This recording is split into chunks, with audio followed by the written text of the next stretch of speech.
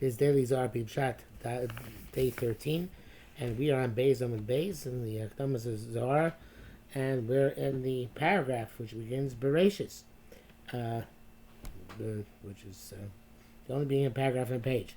Bereshis, Rav Himnuna Saba Omar, Saba El said, Ashkan Aswan Bifuch, we find here the letters backwards. Bais Bekan Mesa, Ubasar.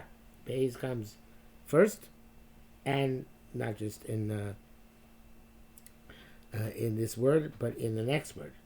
Bereshis, bara, and then Elohim es. So we have Bais, Bais, and then Aleph, Aleph. So that's opposite, right? Pshat. Aleph, Aleph, and then Bais, Bais. Or maybe Aleph, Bais, Aleph, Bais. But here's Bais, Bais, Aleph, Aleph. So he says, Bais Kamesa, Ubasar, Bais Kamesa, Bereshis, bara, Ubasar, and the next word is bara.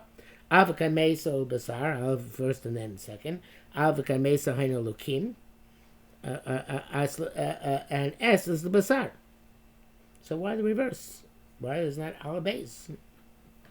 Why is it base Aleph? And twice. So the next part of the Zohar Kodesh actually is interesting in that it is in Aramaic, but the Hebrew version of it was some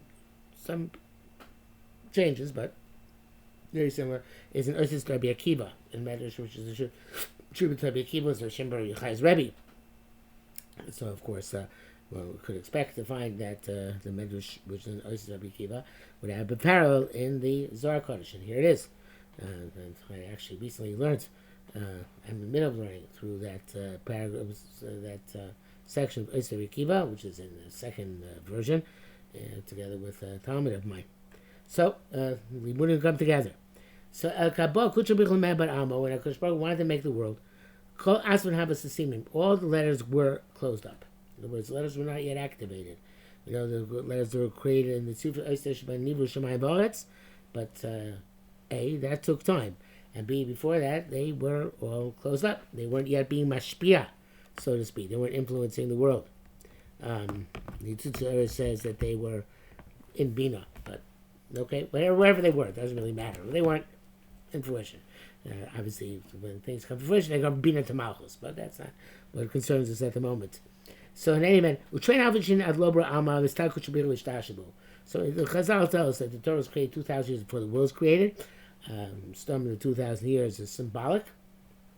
It's like we have the Shis Alma Shatavi Alma. The world lasted 6,000 years. 2,000 Torah, 2,000 Tohu, 2,000 Torah, 2,000 Mashiach. So too, there was 2,000 years prior to the world being created, in which obviously the blueprint was being set down for the subsequent 2,000 year epochs.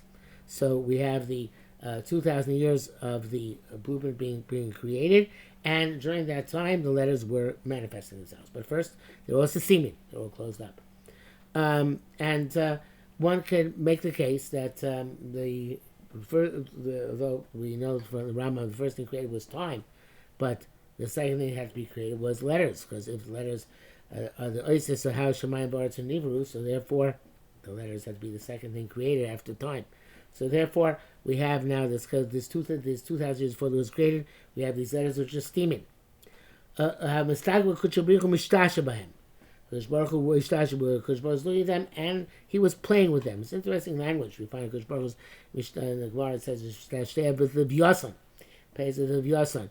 Obviously, Kodesh Baruch Hu is not playing games the way we were playing games, but Mishtasheh means there is I would say Luzei Tarascha Shashua as a Badi Bani. Shashua is something which is very, very precious and very, very significant to a person, and as a result, is to the Basar Adam, and Kavi Yochad Kodesh Baruch Hu is something which is entertaining. So Kodesh Baruch Hu has created this thing which, of course, is beyond these emotions, but the Sabras Ozen, the fundamental building blocks creation was something which are precious and unique, and therefore something which causing great entertainment and enjoyment. So when he wanted to come and create the world, all the letters came to him misofa arishayu, from the end to the beginning. Now it's a fascinating thing. when they come from the end to the beginning. Now, one could say that the base is going to come up at the end, so therefore we build up suspense over time. We start from tough and work our way backwards so we get to the base. But there in Kabbalah, and often in Putim, we find this concept of Putim, which are instead of al base, they're based on Tashrak. From the backward, from the back forward, from the end to the beginning, and we have this business sof ma'isa machshava tchila, right? First you have the end. The end is what comes up first in thought, and then you have to go through the whole process.